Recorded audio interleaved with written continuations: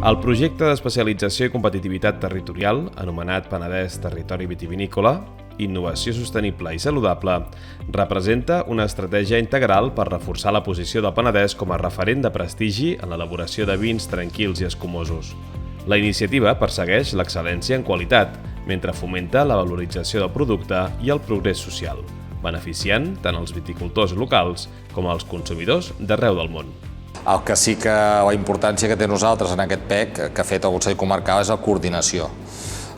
Nosaltres ens vam posar en aquest àmbit per coordinar les altres entitats que hi havia. Aquí hi ha un soci que és Vitec, gent experta en el que és el treball de la recerca en el món del vi. Hi ha l'Ajuntament de Vilafranca, que té una part fonamental, que és posar l'espai, i un espai privilegiat al costat de la via del tren.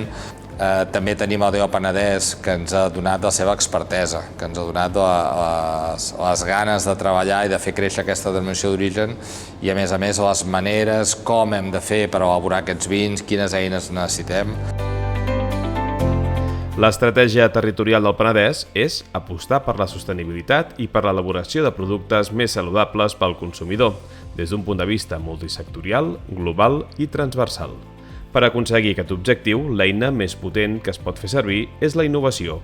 Això també farà que es potenciï el desenvolupament territorial i la generació d'economia d'alt valor afegit. El projecte d'especialització i competitivitat territorial, el PEC, s'ha plantejat per garantir la sostenibilitat ambiental, econòmica i social del Penedès, el desenvolupament rural i també l'equilibri territorial. Aquests tres pilars són els tres eixos d'aquest projecte.